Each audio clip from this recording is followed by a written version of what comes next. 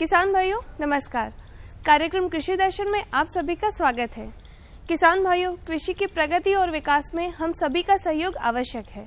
हमारी यह कोशिश रहती है कि कृषि संबंधित नवीनतम जानकारियों से आपको परिचित कराते हुए आपको कृषि के कार्यों में और भी अधिक सफल बनाएं।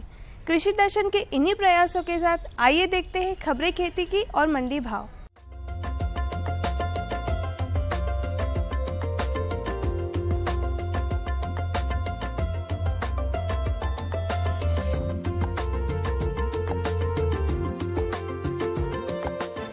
नमस्कार किसान भाइयों, खबरें खेती में आपका स्वागत है। आइए नजर डालते हैं आज की खास खबरों पर। असिंचित गेहूं में पानी एवं उर्वरक का संतुलन, चने को बचाएं इल्ली से, स्वास्थ्य वर्धक है चुकंदर और कृषि वैज्ञानिकों की सलाह। और अब खबरें विस्तार से।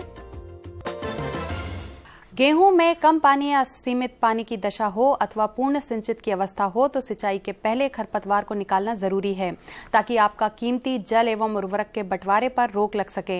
एक या दो सिंचाई की स्थिति में पहला पानी बुवाई के 30 से 35 दिनों में अथवा दूसरा 60 से 65 दिनों के बाद दिया जाए। बतर आने के बाद यूरिया की टॉप ड्रेसिंग की जा सकती है। सिंचाई के बाद उर्वरक देने से पूरी उपयोगिता हासिल की जा सकती है।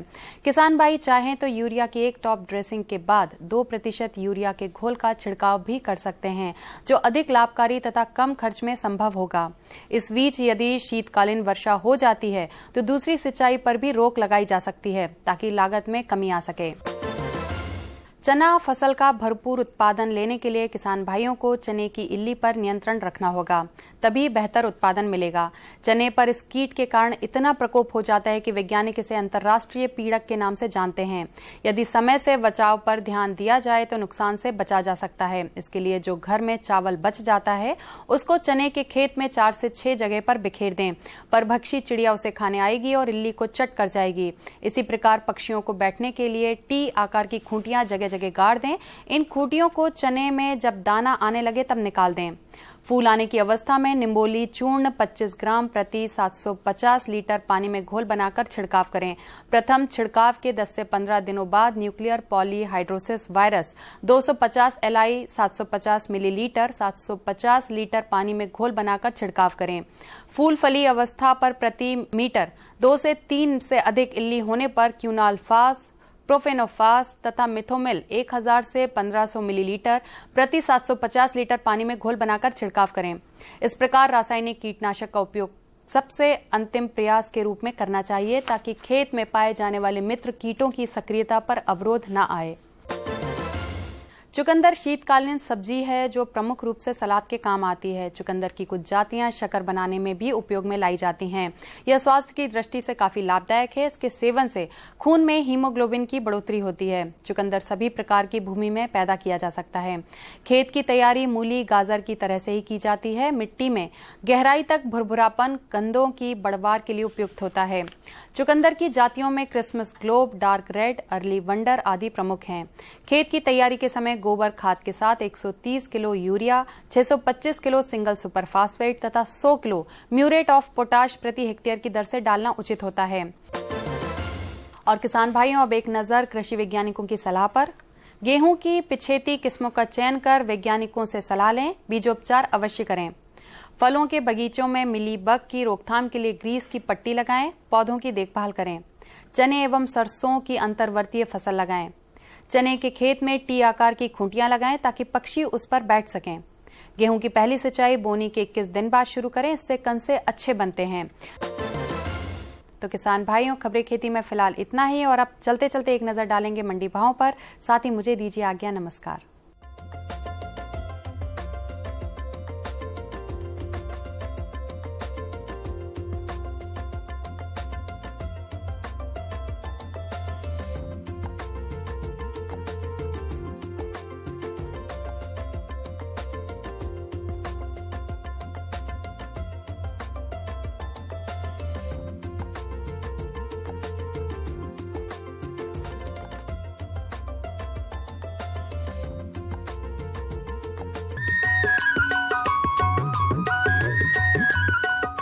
ये लो और बताओ। बस। अरे ये क्या भैया जी, बस इतनी सी रासायनिक खाद? किसानी छोड़ रहे हो क्या? किसानी नहीं, नादानी छोड़ रहे हैं। मिट्टी की जांच कराई है, अब तो लालाजी जितनी जरूरत है उतने ही उर्वरक खेत में डालेंगे। हाँ, किसान भाई आज ही अपने जिले की नजदीकी भूमि परीक्षण प्रयोगशाला में मिट्टी की जांच जरूर करवाएं और मिट्टी में पोषक तत्व, नमी व पौधे के विकास को देखते हुए केवल जरूरत के अनुसार ही पोषक तत्व डालें। और हाँ, मिट्टी में गंधक, जस्ता, बोरोन जैसे सूक्ष्म पोषक तत्वों का पता लगाना भी न भूलें। उर्वरक और जैविक खाद के सही उपयोग से भूमि का उपजाऊपन बनाए रखें, उत्पादकता बढ़ाएं, खर्चा घटाएं और बहुमूल्य विदेशी मुद्रा बचाने में भी सहयोग दें। और हाँ, धीमी गति से नाइट्रोजन उपलब्ध कराने वाले उर्वरकों जैसे नीम लेपित यूरिया को प्राथमिकता दें और यूरिया का पत्तों पर छिड़काव करें। अरे वाह, तू तो सचमुच समझदार हो गया रे। अधिक जानकारी के लिए संपर्क करें जिला कृषि अधिकारी या किसान कॉल सेंटर। अम्मा खाना दे दो ना। सबर कर गोलू, अभी दाल नहीं गली है। तू फिक्र ना कर गोलू की अम्मा, अब की बार अपनी दाल खूब गलेगी। क्या मतलब जी? अब की बार NFSM के तहत दाल की पैदावार को बढ़ाने के तरीकों को दिखाने के लिए देश में 1000 क्षेत्र चुने गए हैं, जिसमें हमारा इलाका भी आ गया है। पर इससे हमें क्या फायदा? हमें 5 एकड़ खेती के लिए खाद और कीटनाशक के अलावा बढ़िया बीजों की एक मिनी किट भी मिलेगी। इतनी दाल का करेंगे क्या जी? अरे भगवान, सरकार ने दलहन का समर्थन मूल्य भी खूब बढ़ा दिया है और इनकी खरीद का भी पूरा इंतजाम कर लिया है। इससे आमदनी बढ़ेगी और फिर हमारा गोलू अच्छे स्कूल में जाकर के कृषि वैज्ञानिक बनेगा। हाँ,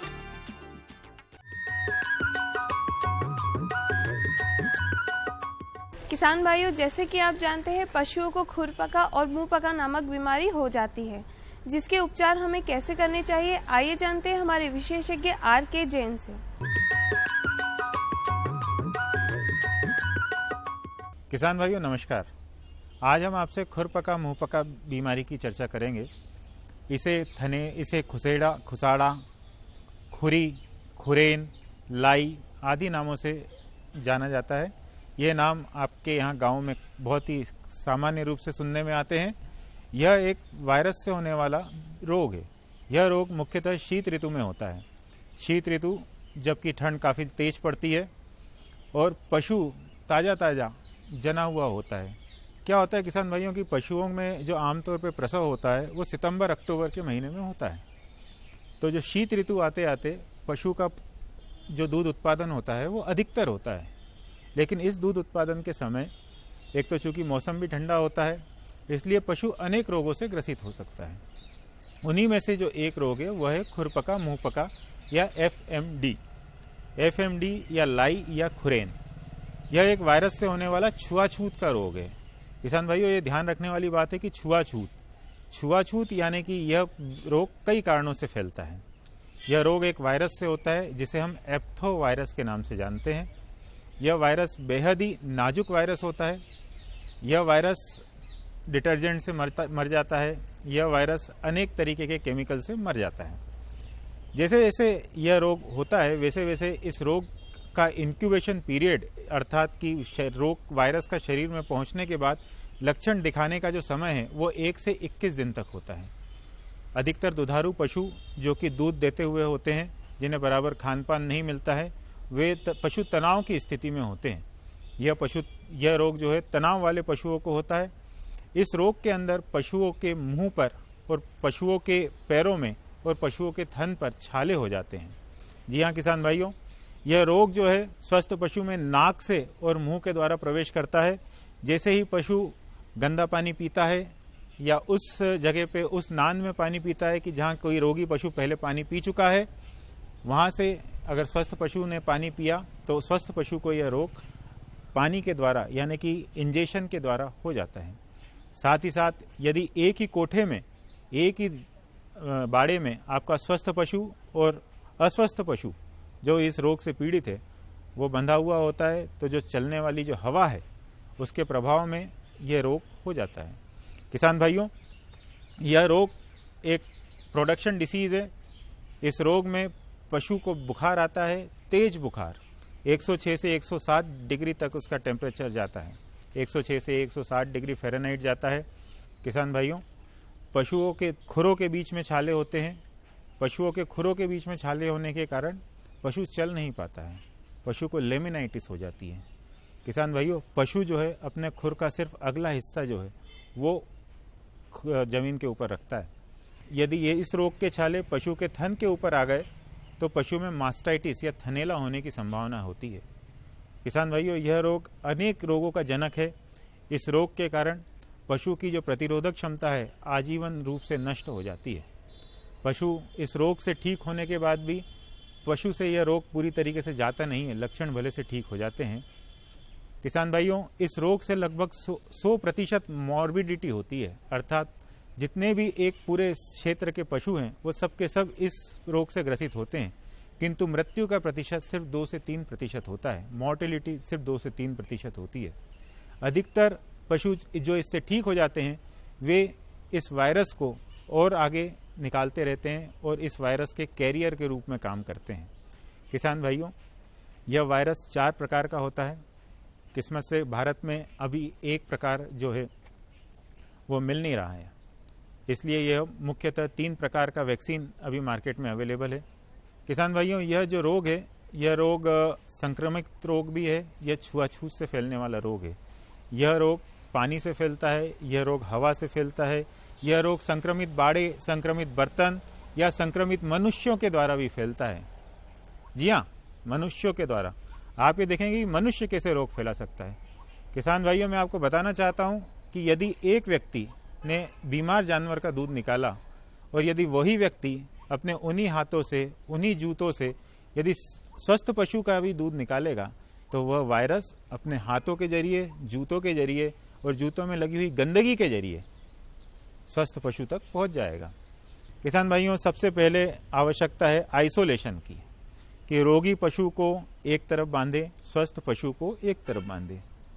रोगी पशु को अगर आपको लगता है कि यह रोग इस पशु में हो सकता है, जिस पशु यदि खा पी नहीं रहा है, पशु लंगड़ा रहा है, पशु के मुंह से लार गिर रही है, पशु के मुंह से चप चप की आवाज आ रही है, पशु के अयन के ऊपर, थन के ऊपर छाले हो गए, निश्चित ही पशु इस रोग से ग्रसित हो गया।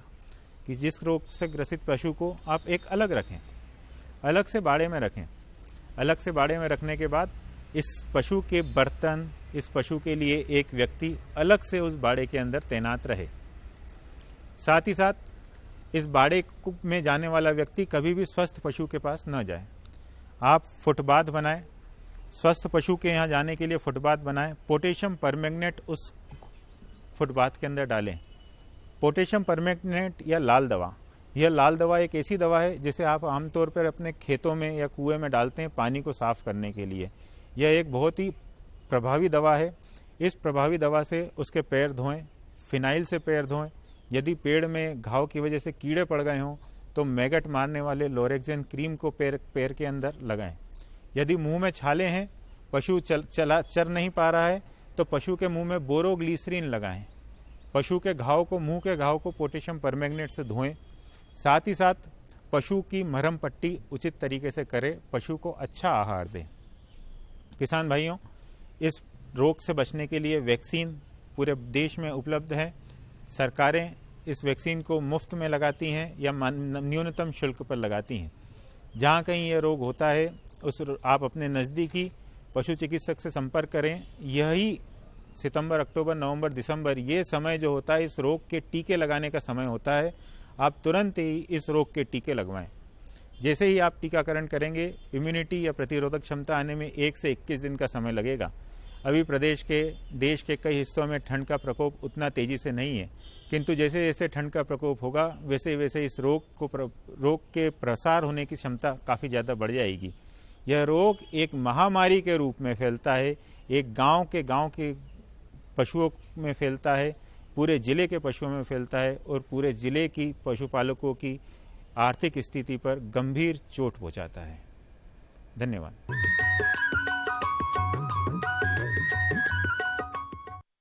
शिवपुरी गांव के फकीर बाबा का बड़ा था प्रताप। सब कहते बाबा तकदीर बदल देते आप। वो खेती करने की ऐसी बातें बताते जिनसे फसलों के ढेर लग जाते।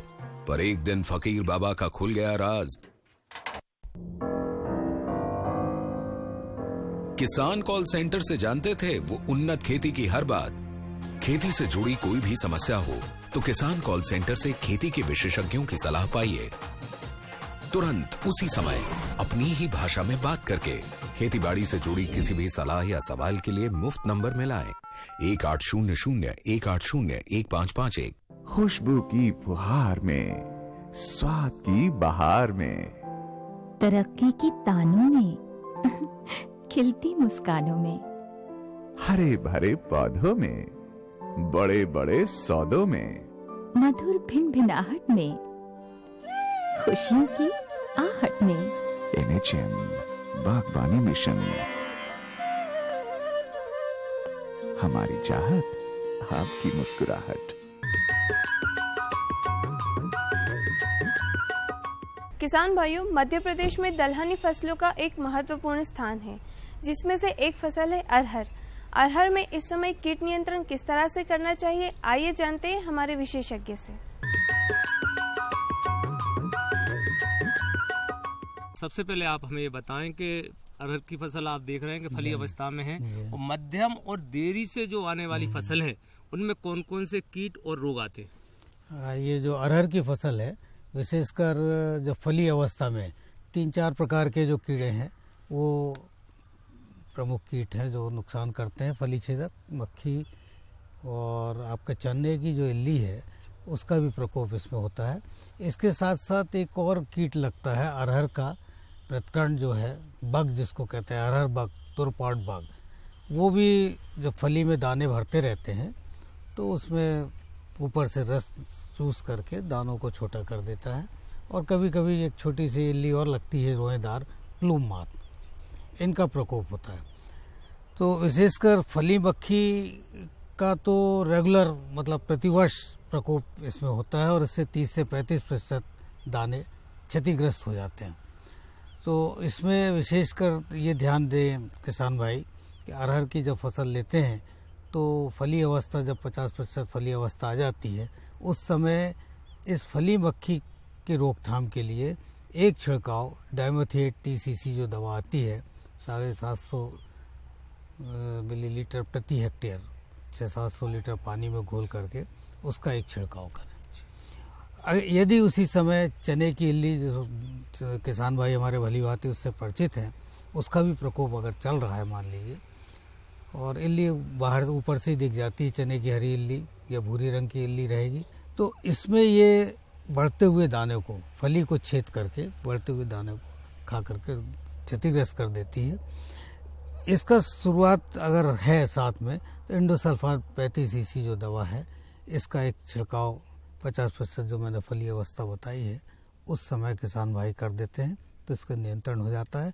फसल की निगरानी बहुत ज़रूरी है कीट नियंत्रण करने के लिए।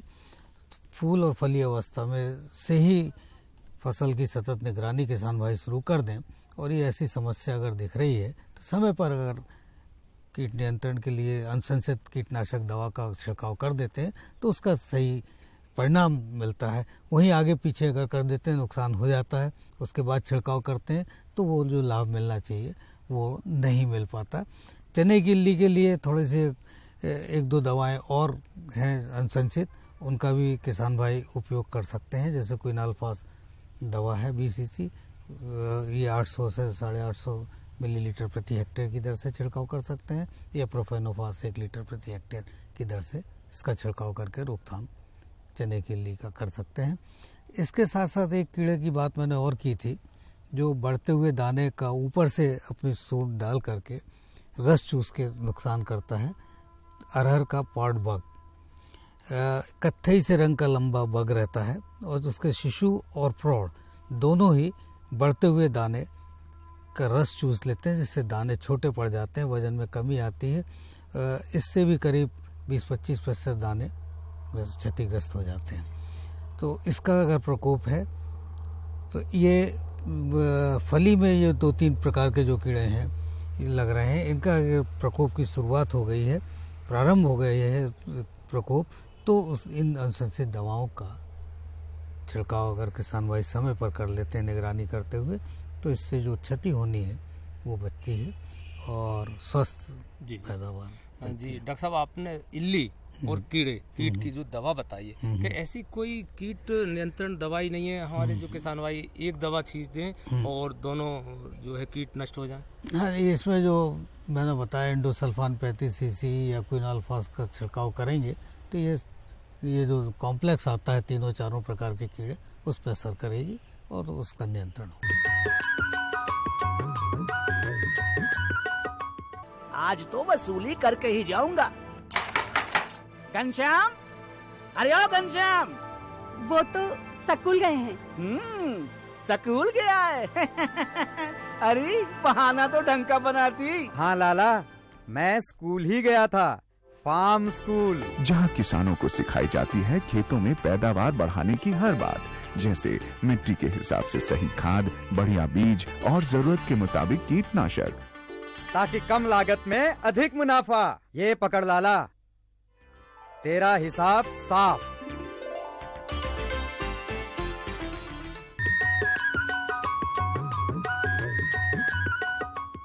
किसान भाइयों, हमें पूरा विश्वास है आपको हमारा यह कार्यक्रम जरूर पसंद आया होगा। इस कार्यक्रम को लेकर आपके मन में जो भी विचार है आप हमें इस पते पर भेज सकते हैं। हमारा पता है कार्यक्रम कृषि दर्शन, द्वारा निदेशक कमरा number 4, Doordarshan Kendra Shyamla Hills Bhopal. Pin code है 462013। तो अगले अंक में आपसे फिर मुलाकात होगी। तब तक मुझे दीजिए आज्ञा। नमस्कार।